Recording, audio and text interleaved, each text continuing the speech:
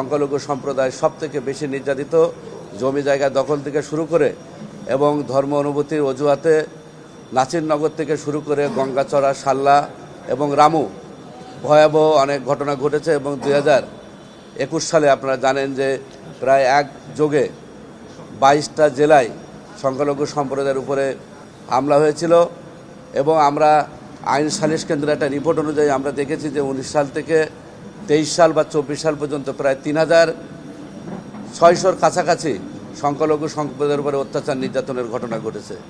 তারই ধারাবাহিকতায় 5 আগস্টের পরে আপনারা জানেন যে 5 আগস্ট বৈষম্য বিরোধী ছাত্র আন্দোলনের ফলে এদেশে একটি নতুন সরকার, অন্তর্বর্তী সরকারের প্রতিষ্ঠিত হয়েছে। এবং আমরা ধরে নিয়েছিলাম যে বৈষম্য বিরোধী যে ছাত্র আন্দোলন, এখানেও হাজার হাজার ছাত্ররা আমাদের এখানে বলিদান দিয়েছে। তাদের রক্তের মধ্য দিয়ে আমরা একটা নতুন বাংলাদেশ প্রতিষ্ঠার আমরা হয়তোবা সকলে মিলে স্বপ্ন দেখেছিলাম। কিন্তু সেই স্বপ্ন আবার সেটা আমরা দেখলাম যে সব কিছুতেই সনাতনী সম্প্রদায় একটা বলির পাঁঠা হিসেবে ব্যবহার করা হয়। আপনি নির্বাচন কেন্দ্রগুলোকে যদি দেখেন, সেই সময়ও যদি আওয়ামী লীগ জিতে, বিএনপি বা অন্যান্য রাজনৈতিক দল যারা থাকে তারা সংখ্যালঘু সম্প্রদায়ের উপর অত্যাচার নির্যাতন করে। কোনো কারণে যদি বিএনপি জেতে, তাহলে আওয়ামী লীগ বা যারা অন্যান্য দল থাকে তারা আমাদের উপরে অত্যাচার নির্যাতন করে যে আমরা তাদেরকে ভোট দিই নাই। তা সব কিছু মিলে নির্যাতনের মূল কেন্দ্রবিন্দু হলো এই সনাতনী সম্প্রদায়। অর্থাৎ আমরা একটা ফুটবলের মতো আমাদেরকে ব্যবহার করা হয়।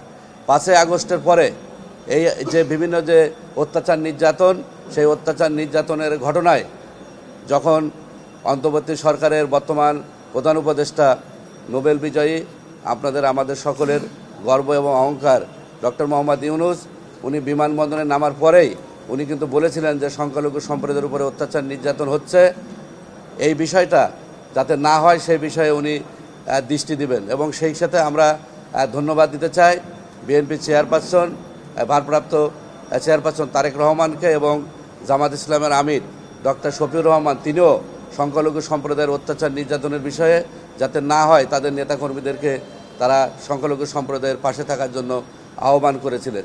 তা সেটা আমরা বিশ্বাস করেছিলাম যে বাংলাদেশে এই যে রাজনৈতিক যে একটা কালচার আমরা দেখেছি যে আওয়ামী লীগের আমলে যে কোনো কিছু হলেই সংখ্যালঘু সম্প্রদায়ের উপরে অত্যাচার নির্যাতনের ঘটনায় আমরা সব সময় দেখতাম যে কোনো কিছু হলে কে করছে, জামাত বিএনপি করছে।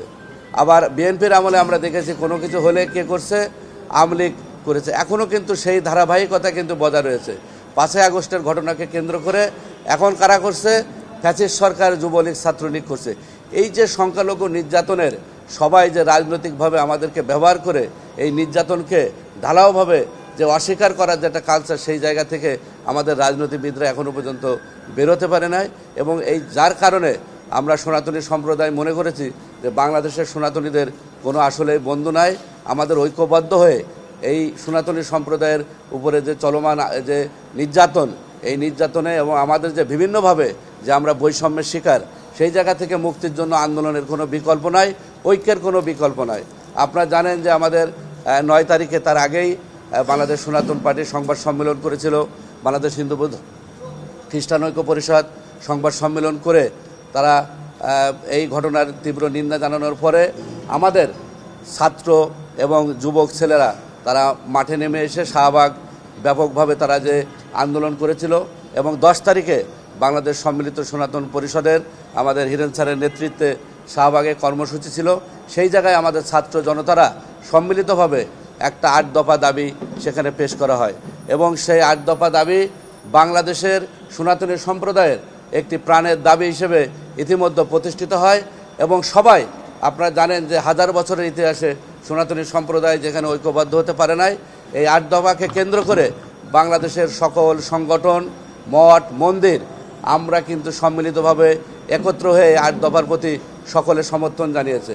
এখানে কে নেতা, কে কোন গোত্রের বা কোন দেশের, সেই বিষয়গুলো ভুলে গিয়ে আমরা 8 দফাকে সামনে রেখে আমাদের শান্তিপূর্ণ আন্দোলন আমরা কিন্তু চালিয়ে এসেছি। এবং আপনাদের সার্বিক সহযোগিতা ছিল, সেই জন্য আপনাদেরকে আমি আবারও ধন্যবাদ এবং কৃতজ্ঞতা জানাচ্ছি।